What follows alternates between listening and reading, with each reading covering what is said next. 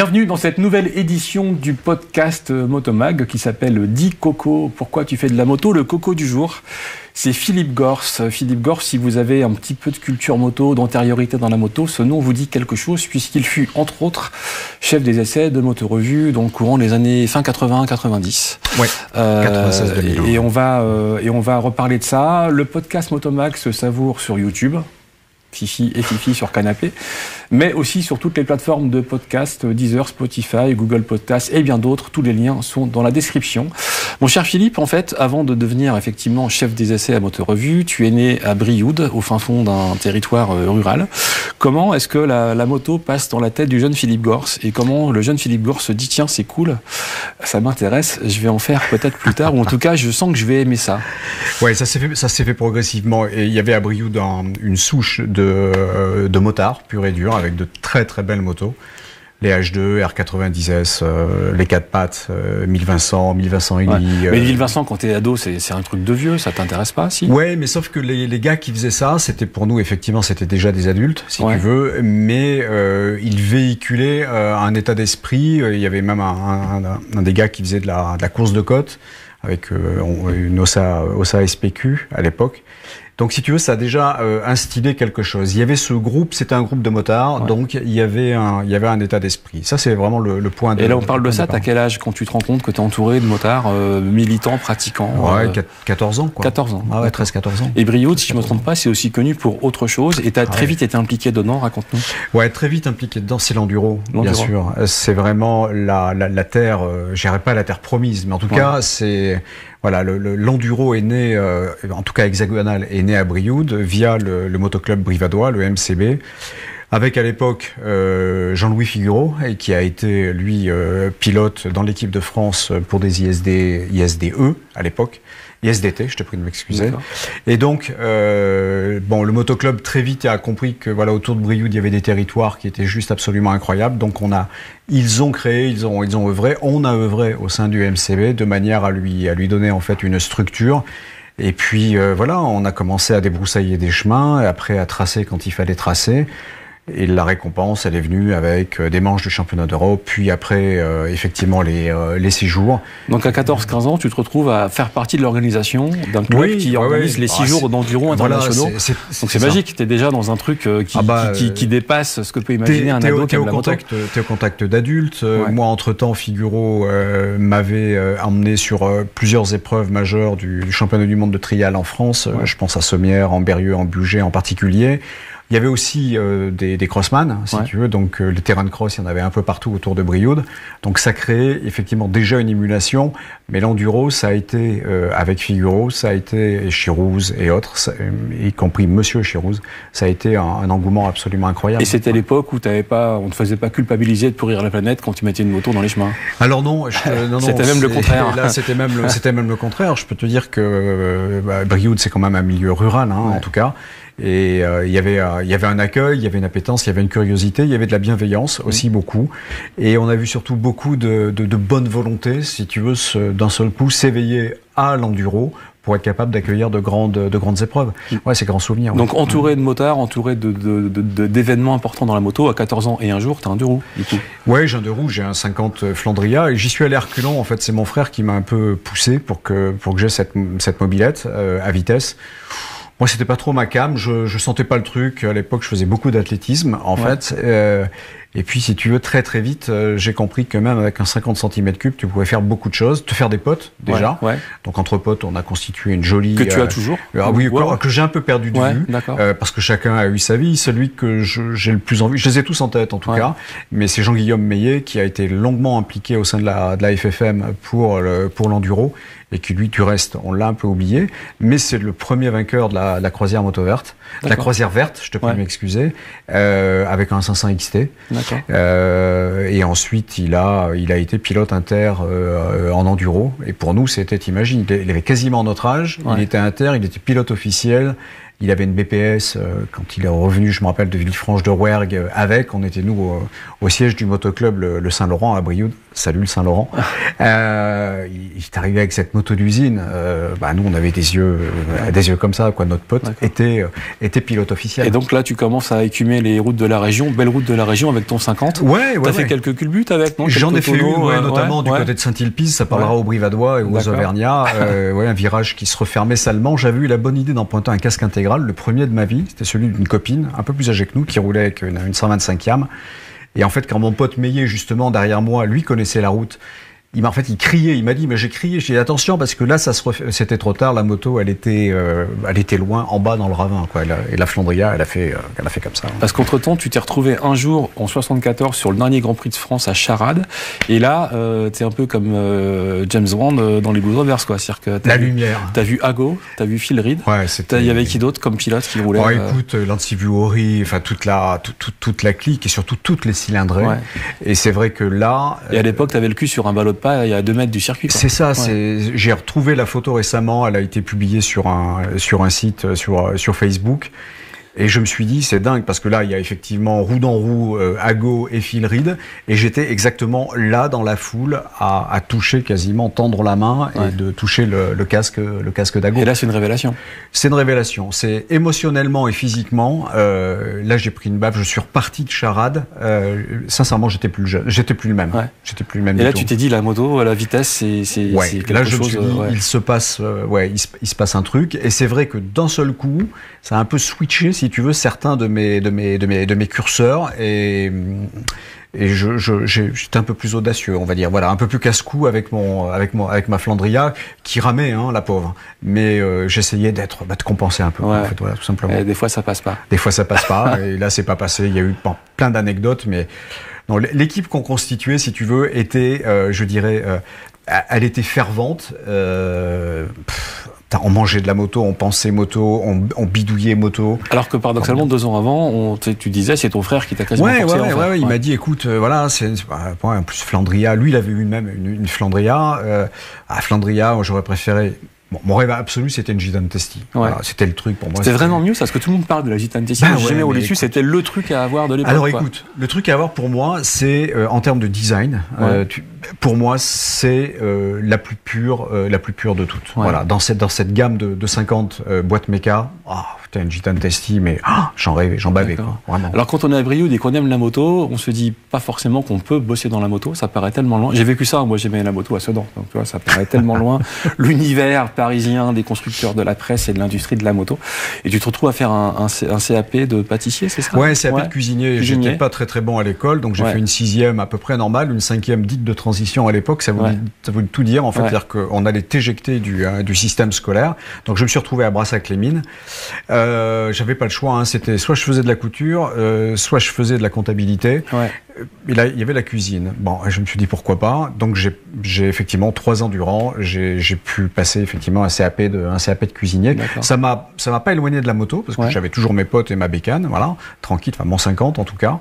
Mais là j'étais à des années-lumière. Jamais à un seul moment j'ai pensé me dire faire de la moto mon métier. Passion peut-être, oui, certainement, mais non, j'étais très très loin de tout ça. Et pourtant, quelques années après, tu vas sur Paris, à un moment tu es entre 2 boulots, tout ça, et tu te retrouves à faire de la radio, et à parler de moto à la radio, à l'époque où il y avait des émissions de radio, de moto à la radio, ça paraît tellement surréaliste aujourd'hui, ça t'imagines. Et t'es dans les radios libres. Alors t'es pas sur une plateforme pétrolière au large de la Manche, non, mais t'es dans un HLM planqué avec un émetteur qui est planqué dans un autre HLM, et on fait des radios pirates, et ça parle de moto. T'étais à Paris FM. Ouais, à l'époque ça s'appelait Paris FM. Paris FM, on était entouré de professionnels, des gars qui avaient du bagage dans la presse écrite en particulier. Donc ils donnaient, si tu veux, un cadre. On avait un minimum d'équipement, mais effectivement à l'époque c'était donc avant que les radios libres puissent exister, donc on était brouillé systématiquement par la télédiffusion de France.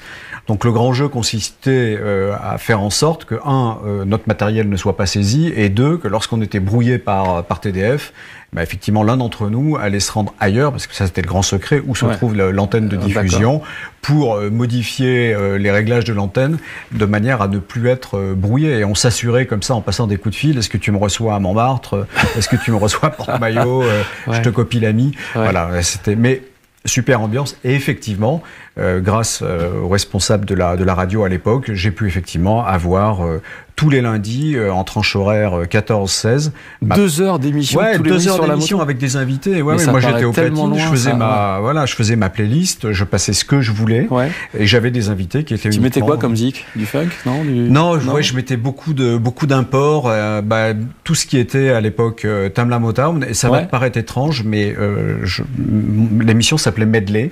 Et en fait, je commençais avec le générique d'Amicalement Vôtre, et il m'est arrivé de faire. J'étais un fan des voix féminines en particulier, donc j'allais chercher des choristes absolument improbables d'un Networkman, enfin non pas d'un Networkman, mais des noms. J'allais les chercher parce que je trouvais que les voix féminines apportaient un truc. Voilà, c'était ma cam. D'accord, ça m'étonne pas toi, te connaissant un peu. De quoi on parlait dans une émission de moto pendant 2 heures? Et d'abord, on avait des invités. Voilà, donc je pense à Jean-François Baldé, à Michel Galbi à l'époque, et puis d'autres. On parlait de la passion, de la pratique, voilà comment ça se passait. En fait, en gros, ce qu'on fait là, j'ai rien inventé, tu l'as fait il y a 40 ans, quoi. Ouais. Bon, bah merci, adieu. Voilà. Non, reste là. Là, t'es à ta place. Non, c'était amateur, mais c'était super cadré. Puis qu'est-ce que tu veux? Juste, t'as tes invités qui sont là, toi, t'as tes 2 platines, tu poses tes disques, tu lances tes trucs. Enfin, je veux dire, on avait beaucoup de chance, quoi. On avait beaucoup de chance. Ça a duré combien de temps, ça? Ça a duré un peu plus d'1 an, jusqu'à ce que François Mitterrand soit élu. Là, on savait que les radios libres, voilà, il y avait un boulevard qui s'ouvrait, mais quand même bien cadré par, à l'époque, Filiou, qui était ministre de la... Peut-être ministre de la propagande. Ouais, de la communication en tout cas. Et c'est lui qui a fait en sorte que les radios libres à l'époque se regroupent par affinité, de manière à éclaircir un peu la bande FM. Donc voilà, mais bon, moi à l'époque j'avais déjà la possibilité, si tu veux, un peu d'aller voir ailleurs. On était bénévoles, hein. Les repas nous étaient payés.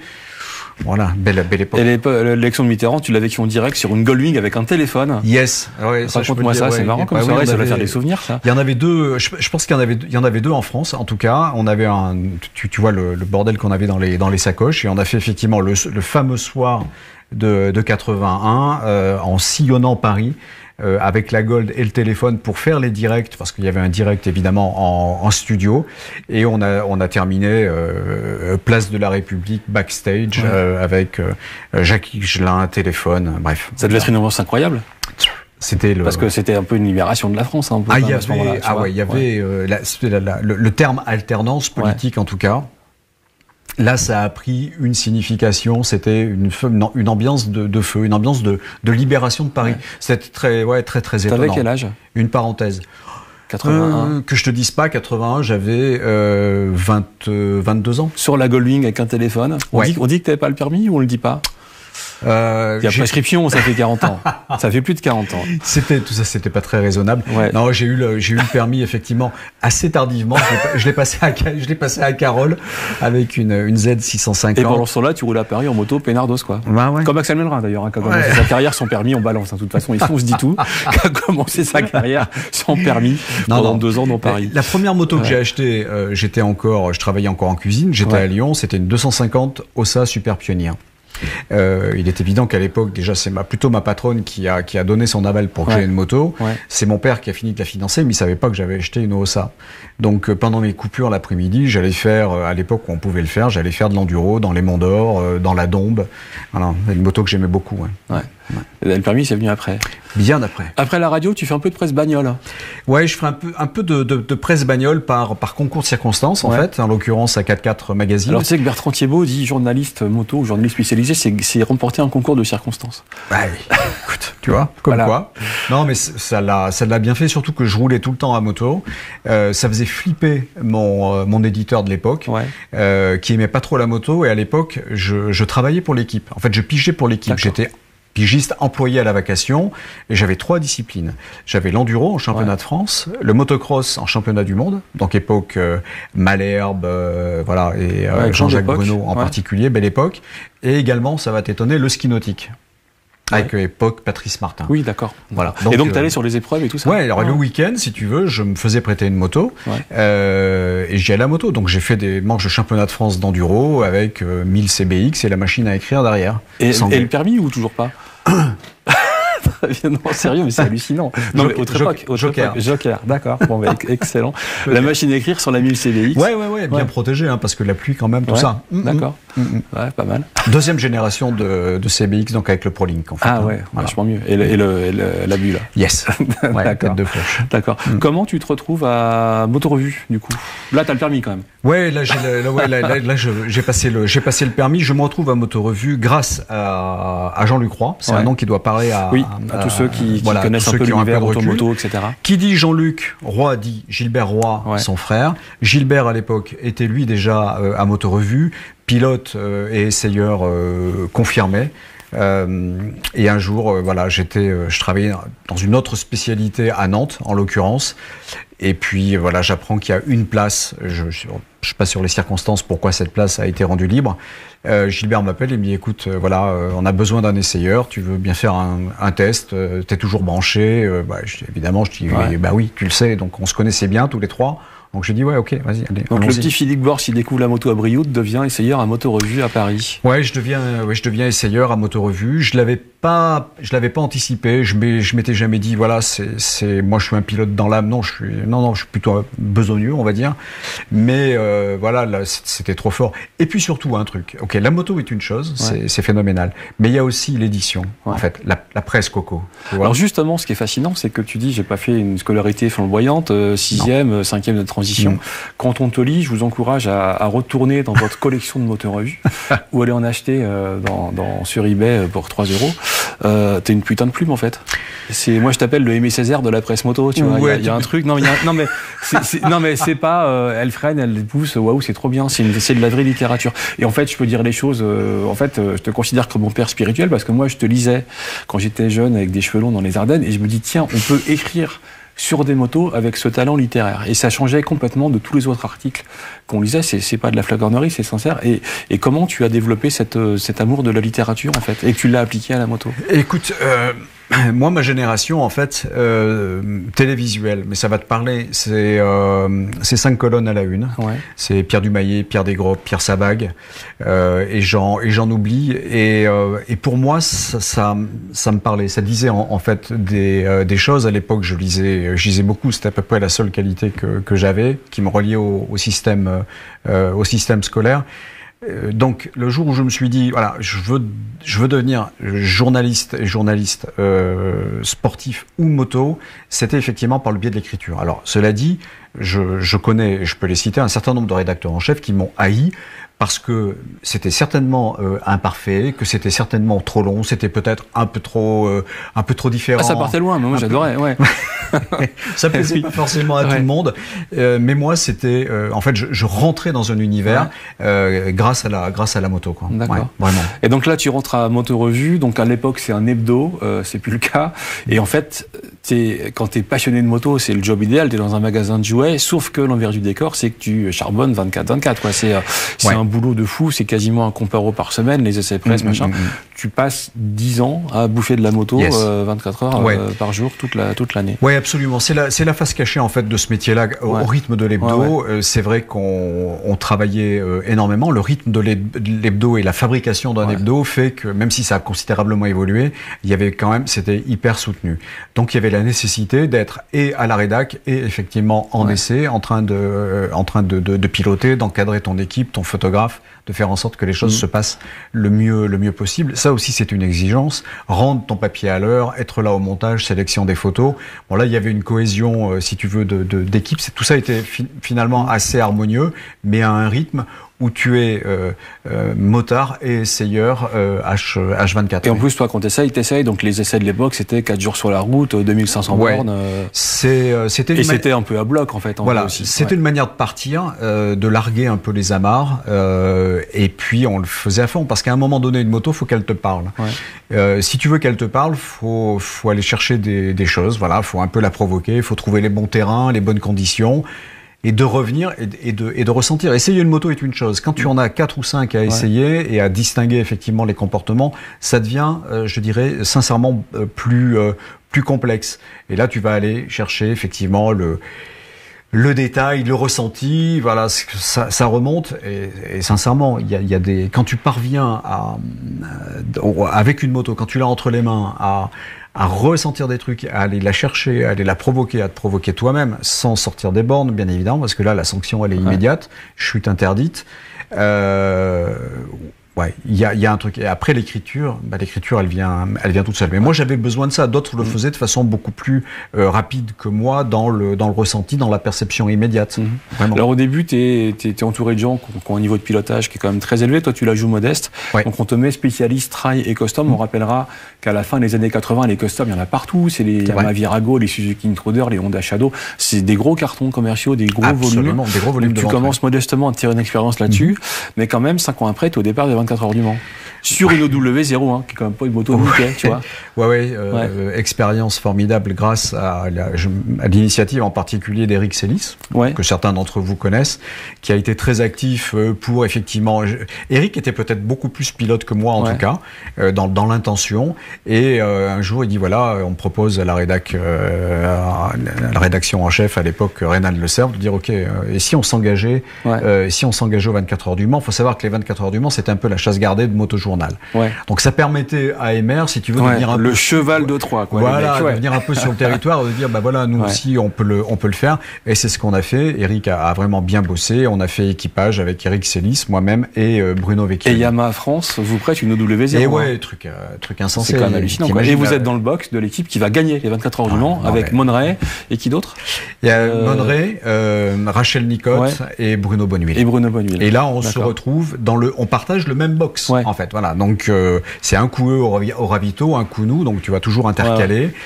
Et eux aussi avec une OV. La OV, la bleue et noire, la bleue Finaccord.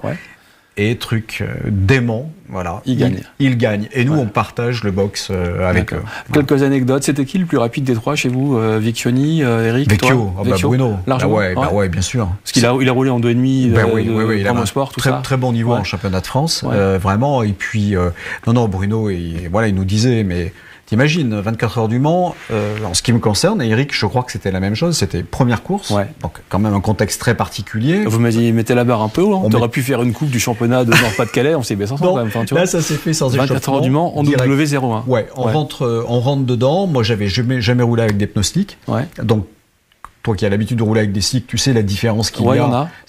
C'est juste autour, ça fait quand même un paquet de secondes. On raconte ton high side? Allez, vas-y, raconte. Allez, le high side. Donc, on était aux essais, je sors des stands, pneu arrière usé, pneu avant usé, pneu arrière neuf. Je sors des stands, tranquille, j'enquille tout de suite, je rentre dans la Dunlop, j'ouvre comme ça, et... Je monte en l'air, la moto dans les graviers, le cul par-dessus tête. Moi, une cheville. Ça, c'est aux essais, c'est quoi? C'est aux essais. Aux essais de jour. Donc je m'en mets une. Donc tu plies la brelle aux essais, quoi. Ouais, je l'ai bien amoché. Donc j'ai pu remonter dessus. Je suis rentré par derrière. Enfin, le bordel aidé par les commissaires. Elle a été remise en état. Je suis passé par les urgences. Grand souvenir à l'hôpital du Mans, un jour de 24 heures du Mans. C'est c'était la cour des miracles. Et finalement, j'ai pu prendre le départ. C'est Eric qui a pris le départ. En revanche, les deux derniers les deux derniers relais, je les ai pas fait parce que j'étais rincé, quoi. J'avais plus du tout d'appui. Qu'est-ce qui est le plus, c'est quoi le souvenir marquant de faire ces premières 24 heures du Mans? Je ne te parle pas de l'arrivée au stand avec les Coco Girls à 3 heures du matin, parce qu'en fait, on va dire un truc, c'est que la Monneray était connectée aux Coco Girls de Colaro, et t'avais des Coco Girls en mode bunny dans les stands, et toi tu rentres à 3 heures du matin d'un relais, au bout de ta vie, les yeux comme ça, et t'arrives et t'as deux meufs qui te font Coco. Toi. C'était une ambiance paradis latin, quoi, ou Lido, ou appelle ça comme tu veux. Non, c'était juste incroyable. Écoute, ce qui était assez touchant et émouvant dans cette expérience des 24 heures du Mans avec Eric et Bruno, c'est que on a pu rendre, je dirais, créer une cohésion avec la rédaction. C'est-à-dire que tu avais Vedel, Le Cerf, Magot et Bardeux. Des grands noms de la presse moto, des grands noms de la presse moto. Bardeux qui était au ravitaillement. Donc Christian était là. Et là, bon, il s'est passé des choses et d'un seul coup, si tu veux, je me suis trouvé avec cette expérience-là un peu plus légitime pour être, je dirais, capable d'essayer et de pousser dans ses retranchements. Ouais. En fait, une moto, j'ai bien été aidé par des tas de pilotes. Je pense à Jean-Michel Mathioli, je pense à Dominique Sarron, je pense à Thierry Crine, je pense à Hervé. Qui t'ont donné des conseils, Bah ouais, c'est sûr que quand t'as l'un de ces garçons que je viens de citer, Christian Lavieille aussi, qui d'un seul coup, au moment où tu débarques, où toi t'as pas tes repères, qui te montent les trages pendant les essais, qui te font un essai pendant la course, qui viennent te taper sur les fesses en te déboîtant. Les mecs ont vraiment cette capacité de te taper le cul en te déboîtant. Bah, tu peux pas savoir. Bah non, justement, je peux pas savoir. Ouais, non, mais je t'assure. Ils font, quoi. Et puis Christian Delahaye aussi, qui à l'époque courait là avec une RC30. Ouais. Bon, d'un seul coup, tu te dis, ok, voilà, tu commences à comprendre des tas de choses. Quand t'es sur la route, tu comprends des trucs. Quand t'es sur la piste, l'apprentissage, il est vraiment beaucoup plus rapide. Puis quand tu as des maîtres comme eux, cool par ailleurs, qui te disent, qui te font, allez, prends ma roue. Alors ça dure pas très longtemps. Hein. Lequel t'a impressionné, Sarron sincèrement, je les ai tous respectés parce que c'était des mecs sympas, abordables. Celui dont j'ai été le plus proche, c'est Dominique Sarron. Parce que à l'époque, Radio Libre, je faisais des reportages, donc 24 heures du Mans, Bol d'Or, même à l'arrivée du Dakar, avec d'autres pilotes. Je pense à Bernard Rigoni en particulier, mais il y en avait beaucoup d'autres. Dominique a été un bon élève, c'est un mec, un bon maître, pardon, et puis un mec complice, je veux dire, un regard et tout. C'est taquin. Très taquin. D'accord. Donc tu as appris beaucoup avec ces types-là. Ouais, beaucoup. Okay. On fait un petit saut dans le temps. Tu te retrouves un jour à recevoir un fax, provenance du Japon. Yes. Philippe San, rendez-vous dans 2 jours à Suzuka. Ouais, c'est ça. Voilà. C'était un fax qui était signé de Yann McKay, qui était à l'époque je dirais l'antenne du HRC ou de Honda en Europe. Truc improbable, tu te dis ok, Suzuka, alors je connaissais pour avoir vu les 8 heures de Suzuka, mais d'un seul coup tu te dis ok, là moi je vais aller sur place et il y a tout le panel des motos du HRC qui alors déjà t'as loué une bagnole, t'as réussi à trouver ta voie sans GPS en lisant des panneaux écrits en japonais, déjà ça c'est une aventure, et tu te pointes juste après être descendu de l'avion, la tête dans le cul après 20 heures de vol, et les mecs te disent, bim, voilà, c'est la moto de douane, vas-y Coco. Vas-y Coco, tu y vas, et là c'est... déjà, tu refermes ta combine dans la bagnole. Oui, parce qu'il fallait. Donc, t'as failli la rouler en slip, la moto de douane. Non, il fallait, en kimono. Il fallait un truc cool, un truc qui me détende. Effectivement, j'enferme la combine, le casque, les bottes dans la voiture de loc et évidemment, les clés à l'intérieur. À savoir ce qui s'est passé, j'en sais rien. Donc, les mecs du HRC, parce que l'heure tournait, tu vois. Moi, mon timing, il était précis. Et les gars du HRC sont parvenus, si tu veux, à l'ouvrir. Je m'habille à toute pompe. Et là, j'ai pu commencer mes essais. Donc, t'as fait quoi? 125 RS, 250 RS? C'est ça. Et 500 NSR? Ouais, 500 NSR, et j'ai fini par la 750 RVF de RC45 de Slide. D'accord. De version endurance. Ça roule comment Alors, en fait, tu m'as dit un jour que le top d'une moto de course, c'était une 250 de Grand Prix. Ah ouais. Parce que la puissance est maîtrisable, le châssis est fou. Mais une 500 NSR, on rêve tous de rouler là-dessus, ça roule comment? Ouais, ça roule hyper fort, mais juste, il faut avoir le temps de bien la rouler. Et là, il faut savoir que sur des essais comme ça, tu as un tour de lancement, un tour plein et un tour de rentrée au stand. C'est frustrant. Donc c'est frustrant, ça passe extrêmement vite. Tu dois composer avec les slicks, avec des freins carbone, avec une boîte de vitesse inversée, ce qui n'est évidemment pas courant. Et un circuit sur lequel tu n'as jamais roulé. Que tu connais bien parce que tu l'as visualisé en regardant les vidéos, en regardant les courses, les 8 heures de Suzuka. Mais là, tu te dis... c'est pas pareil quand même. Ok, comment je fais? Tu le fais, mais tu le fais avec une gamberge, une gamberge pas possible, quoi. Une gamberge pas possible. Qu'est-ce qui t'a impressionné le plus? Ça reste la 500 NSR, c'est la RC45, c'est quoi? Alors écoute, je vais te dire c'est la RC45. Alors non, la numéro 4 de douane, c'était juste il était champion du monde en fait. C'était un moteur Big Bang, donc une moto, si tu veux, a priori relativement facile. Sauf que quand tu vas chercher... relativement facile. Sauf que quand tu vas chercher dans les tours, que la température, elle était minimale, il devait faire 7-8 degrés max à Suzuka. Donc les mecs, ils te collent sans couverture chauffante avec des slicks par 7 degrés à Suzuka. Je te confirme. Ils voulaient te tuer, quoi. Puis boîte inversée. Donc quand tu arrives, si tu veux, au bout de la ligne droite des stands ou même ailleurs, partout ailleurs sur le circuit, parce qu'il est tellement rapide ce circuit-là, que tu dis attends, bouge pas. Là, pour descendre, il faut que je fasse à l'inverse. C'est juste, tu fais ton pied gauche, tu consacres toute ton attention sur ton pied gauche. Qu'est-ce que je fais, quoi?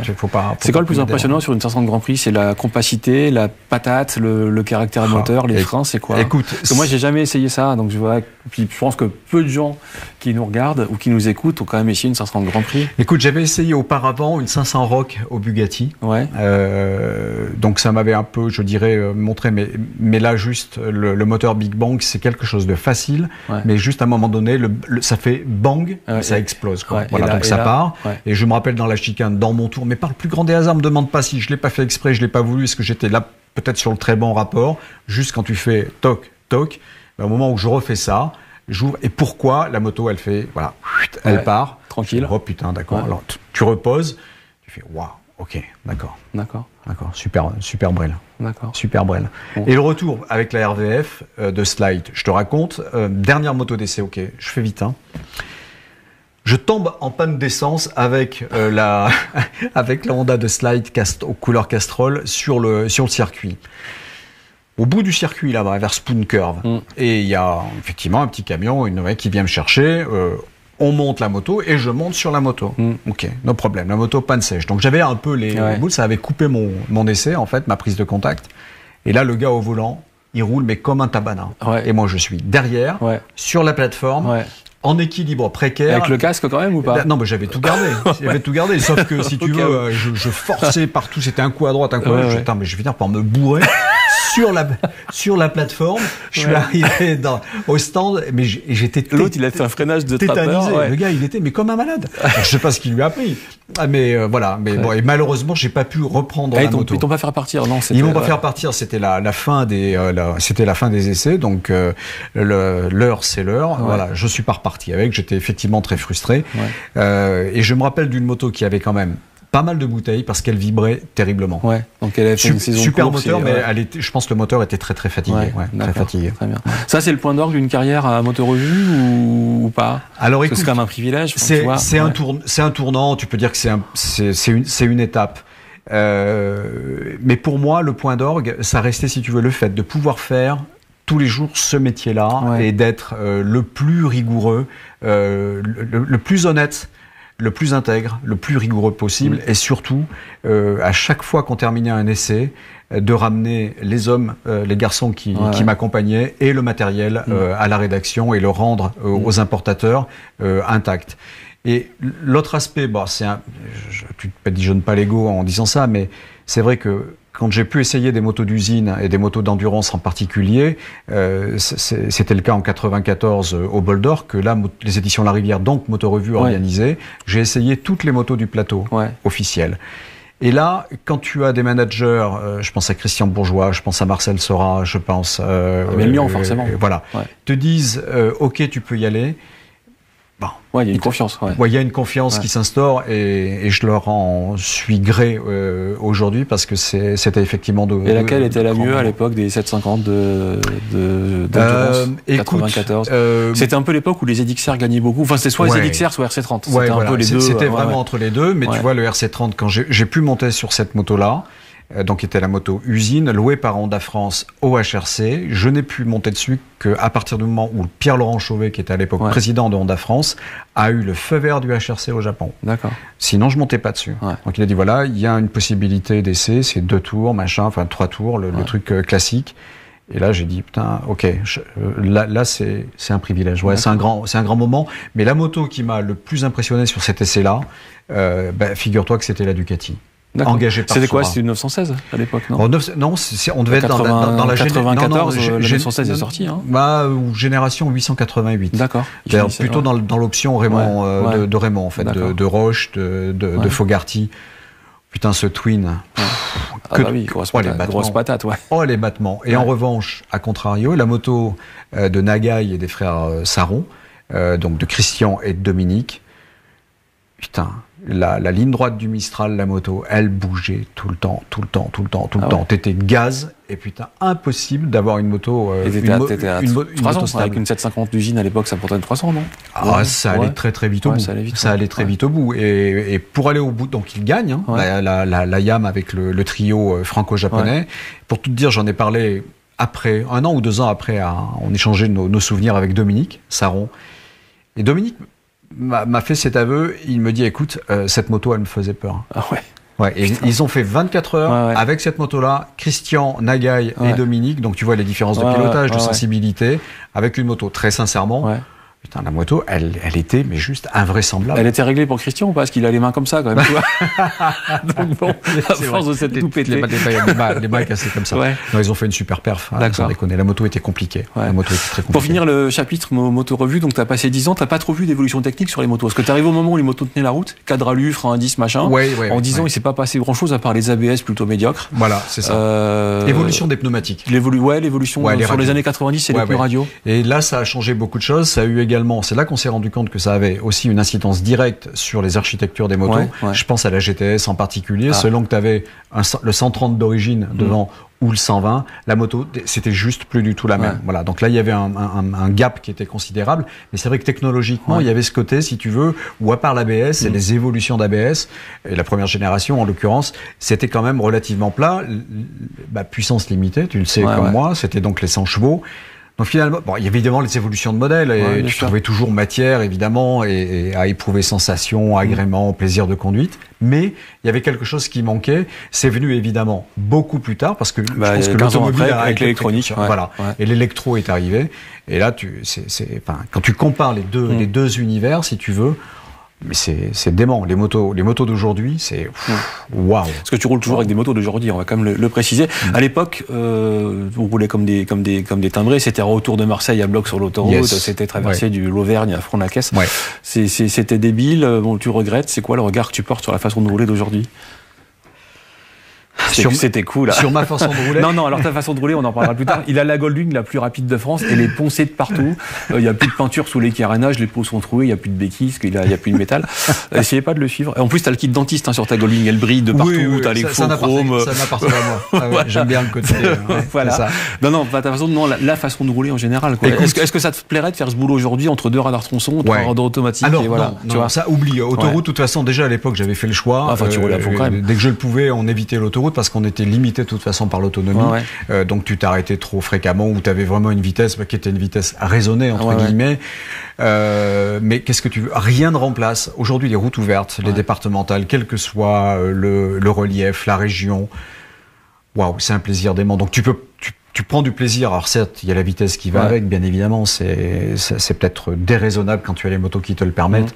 Mais là, le plaisir, il est infini. Je t'ai prêté il y a pas longtemps une Street Fighter V4 en Auvergne. Il y a un sourire comme ça. Ah ouais, c'est dément. Non, mais là, c'est un truc. C'est de la sensation. C'est de la sensation pure. Donc effectivement, si tu as envie, vraiment d'ouvrir, on respire. Tu parlais. Alors une dernière chose à Moto Revue, et je reviens sur le fait que tu parlais de ton amour des voix féminines. T'avais quand même un casque qui était quand même ridicule. C'était un chouet avec des couleurs grotesques, et c'était marqué Get Sexy sur la mentonnière. Mais d'où ça sort, cette double particularité du pseudo et de ces couleurs. En plus, t'es un mec plutôt raffiné, mais alors au niveau casque, t'étais quand même raté tout le temps. Ouais, c'est vrai que j'ai osé des trucs un peu bizarres. Alors c'était l'époque où les journalistes avaient des casques perso. Toi, Delahaye avait un Arail façon Spencer, mais gris clair, gris foncé. C'est vrai, absolument. Eric Maurice a toujours eu des casques blancs. Je ne vais pas chercher à comprendre pourquoi. Sébil avait son casque avec les boules, là, machin. Voilà. Toi, t'avais un truc. C'était de l'art contemporain quand même. J'en changeais souvent. Alors, plutôt des Shoei, c'est ça, non? Souvent. Alors, j'ai beaucoup aimé Shoei, j'ai beaucoup porté des Shoei, et juste toute une petite parenthèse. J'avais des casques personnalisés pour 2 raisons. D'abord, le casque, c'est extrêmement personnel, c'est hyper important. Ça fait partie de l'outil de travail. C'est comme ton slip ou ta brosse à dents, c'est toi. Tu joues pas avec ça quand tu fais des milliers de bornes. Et à un moment donné, il faut vraiment que tu te sentes bien dans ton casque. Ponctuellement, en essayer d'autres, ok. Mais Shoei, pour moi, ça a toujours été la référence. Et pour citer une anecdote, je les faisais peindre très souvent pour les démarquer. Parce que j'avais des Shoei, mais dans ce milieu-là, qui est un petit microcosme, mais lui, il a ça parce que machin, tu comprends, il a gratos ou que sais-je. Ah oui, c'est son outil de travail. Voilà, mais ça m'a gavé. Donc, et certaines personnes, malheureusement, qui sont plus là pour en témoigner. Mais je payais, j'achetais mes casques, mes Shoei en tout cas, et je les payais au prix concession. D'accord. Voilà. Et comme ça, j'étais clair avec tout le monde. Et du coup, tu pouvais mettre ce que tu voulais dessus. Et je mettais ce que je voulais dessus. Donc, je les faisais peindre. Je payais mes peintures. D'accord. Je salue, entre guillemets, Christian Roux. C'était lui lui déjà qui te les peignait à l'époque. C'était Christian, Rainbow Color, qui est maintenant à Apt, qui m'a peint un très très grand nombre de casques. Y compris celui que tu as encore aujourd'hui. Et y compris celui que je porte encore aujourd'hui. Qui est un Shoei, comme par hasard. Absolument. D'accord. Bon, on clôt ce chapitre et tu parlais tout à l'heure de rigueur du métier de journaliste. C'est intéressant de le dire parce qu'on a parfois un petit bruit de fond assez nauséabond, comme quoi on est tous des nuls, tous des pourris, tous achetés par les marques. Il n'y a rien de plus fou, en tout cas, parmi ceux que je connais. Et un jour, tu es dans un bus avec Jean-Claude Olivier, et cette rigueur de travail fait que JCO te dit, tiens, j'ai un boulot pour toi. Et là, bim, deuxième étape de la carrière de Philippe Gors, tu te retrouves. Alors là, tu passes du terrain de jeu, du magasin de jouets au cœur du chaudron. Tu te retrouves chez Yamaha France à faire partie d'une cellule qui s'appelle notamment le Product Planning. Le Product Planning. Et qui consiste à inventer, monsieur, dame, putain de boulot, les motos de demain. C'est ça. Ou d'après-demain. Absolument. JCO. Et là, c'est génial. Enfin, c'est le rêve éveillé, quoi. Ouais. Non, mais là, j'y croyais même pas. Et JCO, donc. Et très généreux, JCO te file une mégane de fonction. Il insiste. Il insiste. Non, mais c'est toi. Et tu passes du tutoiement de journaliste au vouvoiement professionnel. Voilà. Bien sûr. C'est évidemment. Ça. Voilà. Évidemment. Raconte un peu, c'est quoi le boulot de Product Planning, en fait? Le boulot de Product Planning, c'est travailler sur l'évolution du marché, évidemment sur son histoire, mais également sur l'évolution du marché, l'évolution des demandes, l'évolution de la législation, évolution de la gamme. Qu'est-ce qui inventait le produit de demain ou l'évolution du produit existant, comment on peut lui donner effectivement un plan de carrière. Et là, effectivement, c'est travailler avec les ingénieurs au plus proche et travailler aussi, bien sûr, c'est assez empirique, mais ça fonctionne très très bien, avec les clients Yamaha, avec les prospects, toutes marques confondues, avec effectivement aussi les concessionnaires, parce que c'est au bout du bout, c'est quand même eux qui vendent le produit. Donc là, c'est un travail d'enquête, de synthèse, de concertation, d'analyse, parfois d'analyse approfondie. Et après, tout cela, tu le transmets aux Donc tu as un cahier des charges. Si voilà, on veut typiquement, toi, tu as bossé sur la première FJR 1300. Ouais, tu as même un moment pensé qu'il fallait lui coller un V6. Oui. Et donc, tu aurais dit au Japon, faites-moi un V6, 1,5 litre, 247 chevaux, et il te faisait ça. Et écoute, sauf que personne n'en a voulu de mon V6. Non, ce que je dis, c'est effectivement, c'est vrai, aujourd'hui, c'est prescrit, mais c'est vrai que dans le choix qu'on avait donné, effectivement, aux clients, aux prospects, parce qu'on a fait effectivement beaucoup d'études autour de cette moto-là, il ne fallait pas se rater sur la FJR pour 2000. Vous êtes pas raté, elle a resté 20 ans quand elle Non, même les flics en ont, toi, c'est Oui, c'est vrai, mais je dirais que sa genèse a été quand même très, très longue. On s'y est repris à 2 fois. Hein. On était arrivé au bout du projet. Et François-Marie Dumas, qui lui avait travaillé sur la FJ et qui était collaborateur, consultant pour Yamaha de longue date, on est arrivé au truc fini. Et elle était différente de celle qu'on a connue, du coup? Elle n'était pas très différente, mais... Il y avait quoi comme différence sur le premier projet? On peut en parler, écoute, ça fait 25 ans. Je pense que sur la définition sport GT, si tu veux, il y avait pas de consensus, en tout cas interne. Il n'y avait pas de certitude, plus exactement, en interne, au sein des ingénieurs, pour être capable de dire, voilà, là, on se trompe pas de sujet. Donc, on est arrivé au bout du bout. Pour nous, on avait, du côté d'YMF et autres, on avait terminé le taf. Et là, on reçoit une information en nous disant, OK, on reprend tout à zéro. Voilà. Et là, on a tout presque repris à zéro pour affiner encore. Parce que je veux dire, la première FJR était plus sportive, plus routière, plus quoi plus... Écoute, elle était, de toute façon, elle était panée parce qu'elle n'était pas sortie du sur carton. Le papier, mais pour moi, dans ce que moi, en tout cas, j'en ai compris, si tu veux, à l'époque, la balance entre le sport et sport GT n'était pas clairement définie. Pourtant, on avait fait des tests routiers avec les Japonais. Alors justement, on parle des tests routiers avec les Japonais. Quand tu les amènes en France sur tes petites routes, c'est comme un grand moment d'échange interculturel. C'est-à-dire que les mecs, ils arrivent du Japon, ils se retrouvent à suivre du Philippe Gors, genoux par terre sur les petites routes à bloc du matin au soir, et ils hallucinent un peu quand même. Ouais, c'est du bon. Ça, ce sont des bons souvenirs. Ouais, vas-y, raconte un peu. C'est des bons souvenirs. C'est bon, évidemment, tous ne connaissent pas forcément la culture européenne et nos modes de conduite. C'est vrai que quand eux se baladaient, faisaient ce qu'on appelle en fait un market visit ou product visit. Ils passaient par l'Allemagne, l'Italie, ils arrivaient en France. Donc, quand ils arrivaient en France, et tu vois, la spécificité des Français, c'était de dire, voilà, en France, on roule comme ça. Donc là, quand c'était l'occasion, je déterminais les itinéraires. Donc je savais exactement où je les emmenais et surtout à quel rythme. Tu connaissais tous les points de corde. À quel rythme je pouvais les emmener de manière à ce qu'ils comprennent, y compris en duo. Je les ai pris derrière moi, notamment pour ce qui allait précéder à la naissance de la FJR, pour leur montrer effectivement comment ça devait se passer pour un passager. Donc là, effectivement, le rythme était assez soutenu. Et j'ai quand même eu affaire à deux essayeurs vraiment que j'aimais beaucoup. Qui eux roulaient très très fort. Ouais, voilà, donc, et d'autres qui étaient un peu hallucinés quand même. Et d'autres, bah oui, c'est sûr, un designer, quand tu le mets et tu lui dis, OK, on va faire aujourd'hui 800 bornes, on va passer par là et par là, oh là, un jour on m'a quand même dit, non, c'est un peu trop, essaye de réduire un peu le kilométrage. On était descendu à Albi, où on allait à la rencontre d'Éric Mahé, qui à l'époque roulait pour YMF. Donc on s'est dit ok, mais voilà, là il y avait des échanges, si tu veux, extrêmement étroits avec les ingénieurs, et quand ils repartaient, je peux te dire qu'ils avaient peut-être pas tout compris, mais l'essentiel, en tout cas, ils l'avaient en termes de sensations et d'échanges et de qualité d'échange, ils l'avaient bien emmagasiné. Et à contrario, tu es aussi allé rouler au Japon sur des prototypes ou des choses comme ça. Bien sûr. Ouais, t'as fait quoi du coup? Alors il y a des si tu veux. Tous les ans, il y a donc un déplacement au Japon pour l'ensemble des importateurs et des acteurs du marché, conviés donc au Japon pour une séance d'essai privée sur leur piste privée sécurisée de toutes parts. Donc là, il y avait effectivement à l'époque JCO, bien évidemment, parce que JCO c'était. On va quand même préciser qu'à l'époque, toi tu bosses, t'as ton supérieur direct, c'est Eric Dossen. C'est Eric Dossen. Et au-dessus, il y a Jean-Claude Olivier. Voilà, c'est ça. T'es quand même un peu dans la tour de contrôle de la Sainte Trinité de la moto, quoi. Ouais, tout ce qui touchait le produit, de toute façon, ça passait par nous, par eux deux, par nous trois. Ouais. Voilà. Et là, c'était effectivement, on essayait les produits qui allaient venir. Donc c'était plutôt au stade proto, si tu veux. Mais on était quand même très très proche de la série, donc avec une marge de manœuvre pour faire machine arrière, si tu veux, ou avec des ajustements qui étaient quand même très limités. Et c'est là que tout se passait. Donc, et évidemment, on a eu la chance d'essayer des produits qui n'ont jamais vu le jour. Comme quoi? Il y a 25 ans, Fifi, je pourrais te parler de monocylindres. Ouais. Quel genre de monocylindres? Des monocylindres à air ou liquide. Ouais. Très différents les uns des autres, mais qui devaient donner des chevaux. Voilà. Il n'y avait pas assez de chevaux, en fait, en tout cas pour JCO. JCO avait dit, si on a un gros mono quand on le commercialise, c'est 70 chevaux. Sinon, c'est rien. Ouais, il y a KTM qui a réussi, mais un peu après, avec le 690. Donc, c'était compliqué. Puis, il y a eu des espèces de bizza, si tu veux, sur base de châssis YZ en street bike, par exemple. D'accord. Cool. Ah ouais. Puis une espèce de RD 500, de TDR 500. Yes. Ouais, sérieux.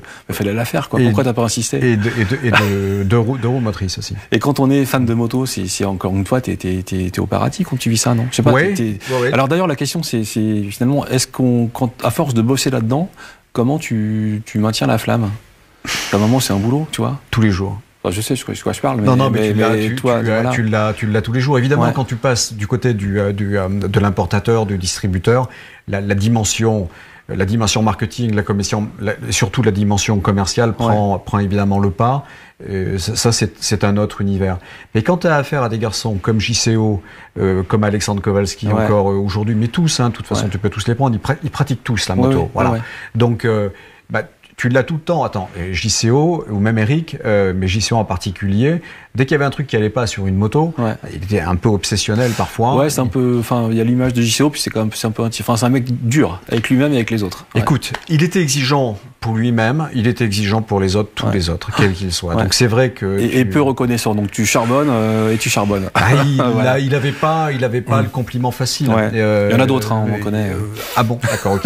On ne citera pas de nom. On citera pas de nom. Voilà. Mais il avait cette fibre en lui, la vitesse, le perfectionnisme. Et donc quand il téléphone sonne, il dit Philippe, on se retrouve à l'atelier, on change, on va essayer tel modif sur ce qui est arrivé. Ok, je dis allez, on y va. Et puis 10 minutes après, t'étais en bas et hop. À faire le mariole autour de Saint-Ouen-le-Monde à Fournacaisse avec JCO. C'est bon ça. Il n'y a pas beaucoup de boîtes comme ça, non? Non. C'est clair. C'était un vrai talent au guidon, JCO? Ouais. Ah ouais. Ouais, quand même. Non, mais il était capable de rouler en tout terrain sur piste. Non, il n'y a pas qu'au guidon. Tu le mettais sur des skis avec une voile au-dessus de lui ou une voile comme ça en wishbone ou autre, même avec un volant. Mais JCO, que ce soit pneu de route, pneu tout terrain ou pas aux caisses, Tu as Infernal. Infernal. Infernal. T'étais chez toi, du coup, là-dedans. Ouais, oui, ça allait bien.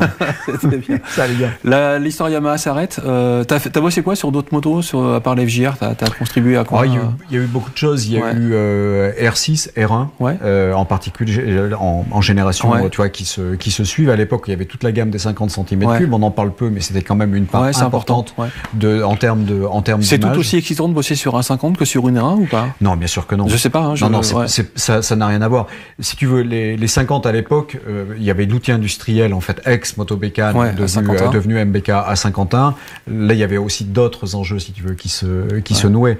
Et puis, c'était aussi un marché qui n'était pas forcément facile à percevoir au travers de ces évolutions. C'est l'époque de quoi? Des BWS, de tout ça, non? Oui, alors BWS, Aerox, Neos, les premiers 50 à boîte, parce qu'il y avait une demande de ce côté-là, quoi, en fait. Mais bon, effectivement, une R1, et en plus, moi j'ai participé à l'évolution de la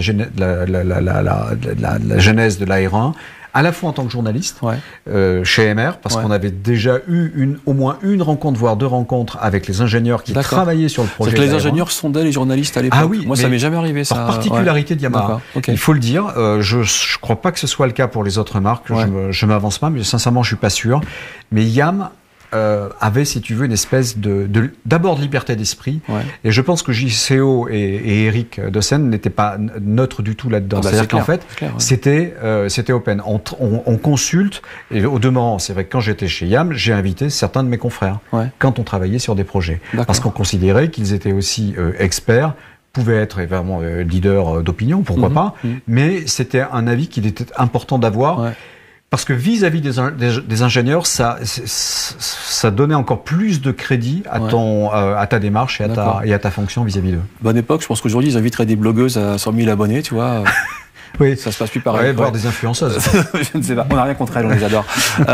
Fifi, après l'histoire Yamaha s'arrête parce qu'en fait, ils reçoivent retour à Amsterdam. Et toi, bouffer de la patate bouillie tous les jours, ça t'intéresse pas trop. Non. Et donc, tu vas pas à Amsterdam. Je ne vais pas à Amsterdam. Et du coup, tu changes de vie, tu ouvres un resto. Voilà. Non, tu vas chez Option. Alors, non, tu ouvres un resto, c'est quoi? Comment ça se passe? En fait, je quitte Yam parce que effectivement, il y avait on recentrait au niveau de la plateforme à Amsterdam. J'ai eu la possibilité à 2 reprises d'aller à Amsterdam et de bosser là-bas. Et ça t'a pas trop fait kiffer? C'était un peu compliqué. Voilà, c'était un peu compliqué. C'était pas trop. Les conditions n'étaient pas pleinement réunies. Moi, j'étais investi par le produit. Sincèrement, d'un seul coup, je perdais, si tu veux. Je me disais, mais putain, au bout du compte, c'est dommage que l'histoire s'arrête comme ça. J'en ai pris mon parti. Je savais par ailleurs, mais ça ne se disait pas à l'époque, que Eric Dossen avait un projet. Voilà, il m'en avait parlé. Il m'a dit voilà. Et je savais que s'il parvenait à mettre sur pied ce projet, à un moment donné, il ferait appel à moi. Et là, tu reviens dans le journaliste avec le groupe avec Option Presse. Avec Option Presse, donc Option Moto, Option Moto, le Paris Tuning Show, tout ça. Voilà, et toi qui es un mec raffiné, tu te retrouves à faire un magazine de tuning avec des VMAX violettes, des EDXR fluo. Et voilà. Ouais, alors c'est vrai, j'ai fait ça. Ça t'a plu ou c'était bizarre quand même? Non, ça m'a plu parce qu'on avait 2 titres sur lesquels on pouvait jouer, le moto-tuning, option moto.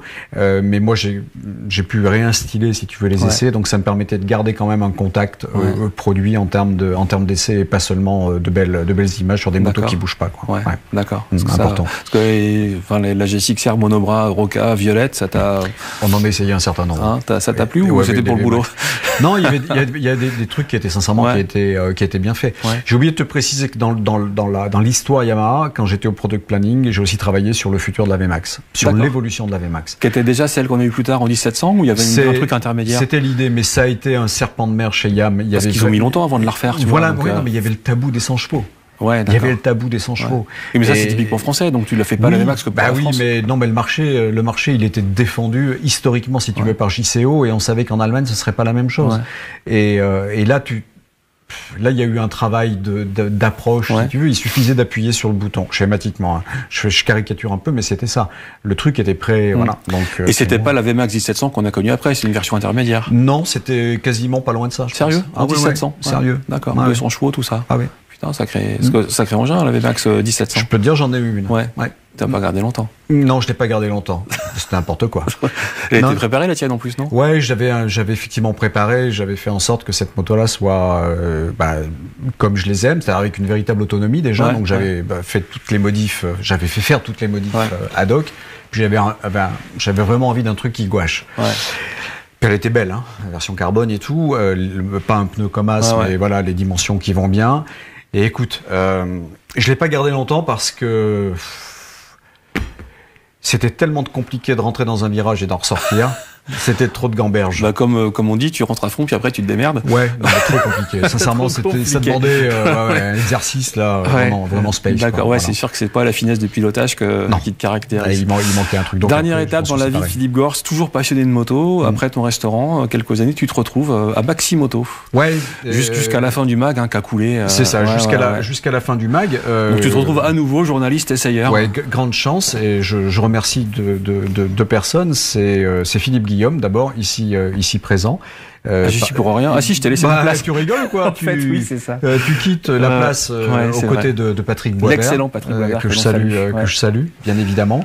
Et toi, tu me dis, bah écoute, je change de job. Là, je vais bosser pour un manufacturier. Je suis parti chez Michelin. Chez Michelin. Quelques années. Et tu me dis, moi, je venais le jour même où je viens de signer à la vente de mon bistrot. Ouais. Tu dis, écoute, il y a une place chez.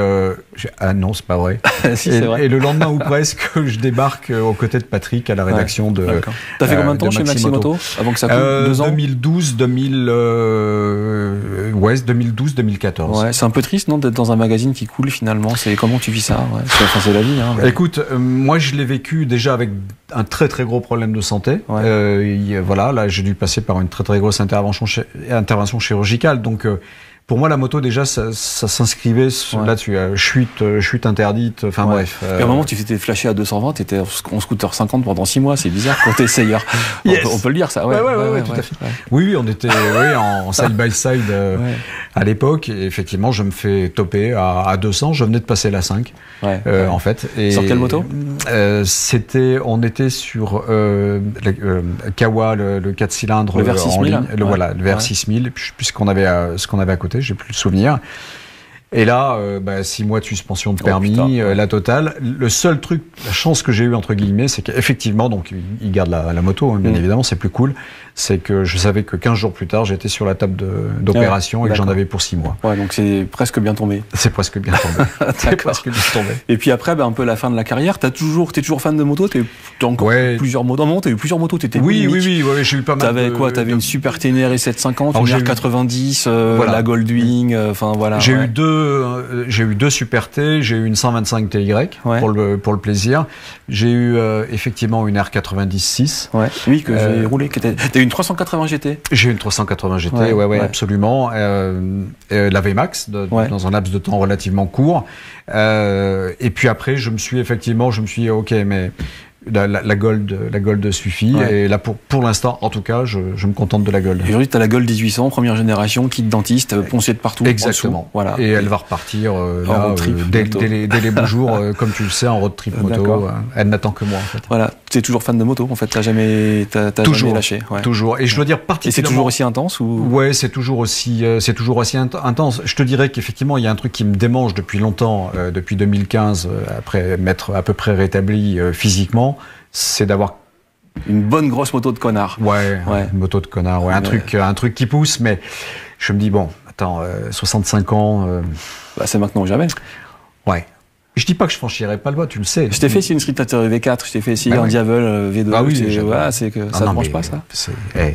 Là, il se passe des trucs, forts. D'accord. Merci. Ouais, de rien.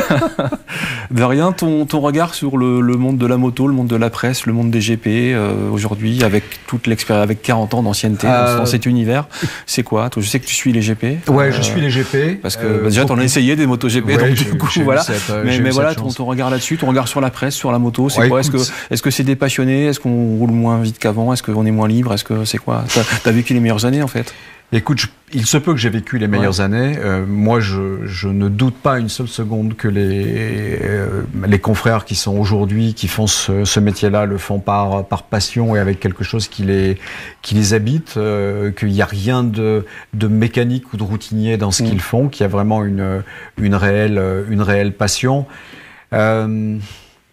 Écoute, ce que je peux dire, je sais pas si c'est le mot de la fin, mais... non, il y a encore 2 questions. Si tu as la liberté, aujourd'hui la liberté qu'on a, alors certes, on est fliqué de partout, tu peux plus, et on rentre tous dans le rang parce qu'on est docile et puis parce que voilà, la réalité des sanctions est telle que tu peux pas te permettre.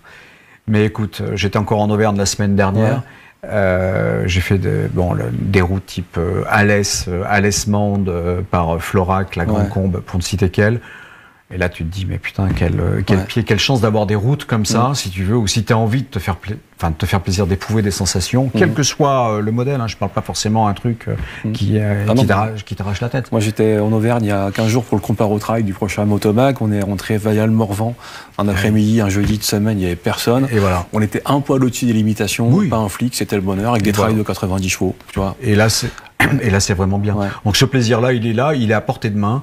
Faut le prendre parce que cet espace de liberté nous est encore accordé. Faut encore en profiter. Ça serait le mot de la fin, mais j'ai encore d'autres questions. Ton regard sur les GP ? Fabuleux.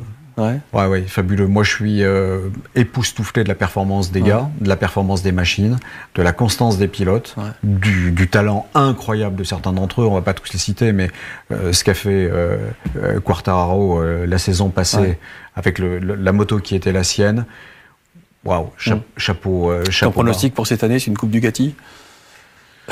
Ouais, je pense. On va appeler Thomas Bojard en direct pour faire un échange. Je le crains. Je crois il peut y avoir aussi au sein, si tu veux, de Ducati, des querelles intestines. Ah ben ça c'est réglé. Ça va. Il va y avoir des problèmes. Ça va être le bordel. Des problèmes de personnes, c'est certain.